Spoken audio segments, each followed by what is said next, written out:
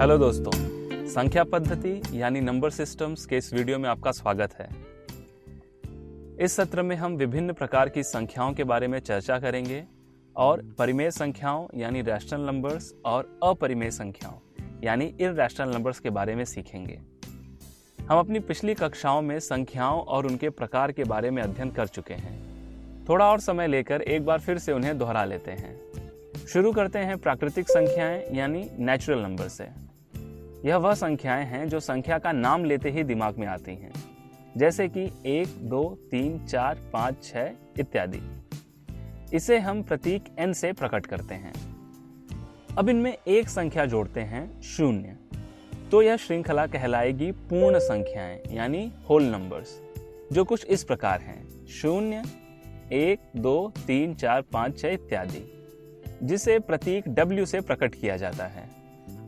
संख्याओं में अगर प्राकृतिक संख्याओं का ऋणात्मक रूप यानी ऋण 1, ऋण 2, ऋण 3 इत्यादि भी लें तो वह समूह कुछ इस प्रकार का बनेगा। इन्हें हम पूर्णांक यानी इंटीजर्स कहते हैं और प्रतीक Z से प्रकट करते हैं। क्या आपके मन में यह ख्याल नहीं आया कि इंटीजर्स को हम प्रतीक Z से क्यों प्रकट करते हैं, ना कि I से? Z जर्मन शब्द ज़हलीन से लिया गया है, जिसका अर्थ है गिनना, और ज़हल इस शब्द का अर्थ है संख्या। हम देख चुके हैं कि इन संख्याओं को संख्या रेखा यानी नंबर लाइन पर कैसे दर्शाते हैं। अब हम बात करते हैं परिमेय संख्याओं की यानी रैशनल नंबर्स। परिमेय संख्याएं वह होती हैं जिसे हम P/Q से दर्शाते हैं, जहां P और Q दोनों पूर्णांक हैं और Q शून्य नहीं है। इसे हम प्रतीक Q से प्रकट करते हैं, जो अंग्रेजी शब्द कोशंट यानी भागफल से लिया गया है। दोस्तों, लेकिन भागफल ही क्यों? क्योंकि P/Q एक भिन्न है जो हमें भागफल देता है। दोस्तों, अगर परिभाषा पर ध्यान दें तो ऐसा क्यों कहा गया है कि Q शून्य नहीं होना चाहिए? और क्या अब तक देखी गई संख्याओं को परिमेय संख्याएं कह सकते हैं? जी हाँ, हम इन सभी संख्याओं को P/Q के रूप में दर्शा सकते हैं, जैसे कि 30 को 30/1, ऋण 5 को ऋण 5/1। यहाँ अंश P तथा हर Q दोनों पूर्णांक हैं, यानी यह सभी संख्याएं परिमेय संख्याएं हैं। दोस्तों, क्या आप बता सकते हैं कि यह सभी भिन्न 3/2, 24/16, 15/10, 30/20 संख्या रेखा पर कहाँ स्थित हैं? यह सभी तुल्य भिन्न हैं और इनका मान 3/2 ही है, जो संख्या रेखा पर यहां स्थित होंगी। यानी हम कह सकते हैं कि परिमेय संख्याओं का P/Q के रूप में अद्वितीय निरूपण नहीं होता है, और इसलिए जब हम P/Q को संख्या रेखा पर दर्शाते हैं तो हम मान लेते हैं कि Q शून्य नहीं है और P और Q का एक से अतिरिक्त अन्य कोई भी उभयनिष्ठ गुणनखंड नहीं है।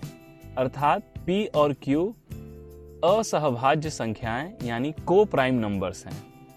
क्या इनके अलावा कोई और भी संख्याएं बची हैं? क्या ऐसी भी संख्याएं हैं जिन्हें हम परिमेय संख्याओं के रूप में नहीं दर्शा सकते? जी हाँ, ऐसी भी अनगिनत संख्याएं हैं जिन्हें हम परिमेय संख्याओं के रूप में नहीं लिख सकते, जैसे कि 2 का वर्गमूल, 3 का वर्गमूल, 5 का वर्गमूल, 15 का वर्गमूल, पाई या 3 का घनमूल, 5 का घनमूल इत्यादि। और ऐसी संख्याओं को हम अपरिमेय संख्याएं यानी इररैशनल नंबर्स कहते हैं, जिन्हें हम प्रतीक Q' से प्रकट करते हैं। दोस्तों, क्या आप सोच रहे हैं कि सभी संख्याओं का वर्गमूल और घनमूल अपरिमेय संख्याएं ही होती हैं? जी नहीं।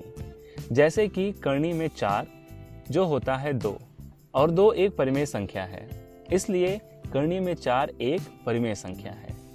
उसी तरह करनी में 9, करनी में 16, करनी में 25 भी परिमेय संख्याएं ही हैं। और अब घनमूल की बात करें तो 8 का घनमूल होता है 2, जो एक परिमेय संख्या है, इसलिए 8 का घनमूल एक परिमेय संख्या है। उसी तरह 27 का घनमूल, 64 का घनमूल, 125 का घनमूल भी परिमेय संख्याएं ही हैं। जो संख्याएं पूर्ण वर्गमूल यानी परफेक्ट स्क्वायर रूट्स या पूर्ण घनमूल यानी परफेक्ट क्यूब रूट्स होती हैं, वह संख्याएं परिमेय संख्याएं कहलाती हैं। और जिन संख्याओं का उचित या पूर्ण वर्गमूल, घनमूल इत्यादि नहीं होता है, उन्हें हम अपरिमेय संख्याएं कहते हैं। अपरिमेय संख्याओं का पता सबसे पहले ग्रीस के महान गणितज्ञ और पाइथागोरस के अनुयायी क्रोटोन के हिपैक्स ने लगाया था और कहा था कि यह वह संख्याएं हैं जिन्हें पूर्णांकों के अनुपात के रूप में नहीं लिखा जा सकता है। उन्होंने सिद्ध किया था कि कर्णी में 2 यह एक अपरिमेय संख्या है। इसके बाद साइरिन के थियोडोरस ने सिद्ध किया कि कर्णी में 3, 5, 6, 7, 10, 11, 12, 13, 14, 15 और 17 सभी अपरिमेय संख्याएं हैं। परिमेय और अपरिमेय इन दोनों संख्याओं को मिलाकर बनती हैं वास्तविक संख्याएं यानी रियल नंबर्स, जिन्हें हम प्रतीक R से प्रकट करते हैं।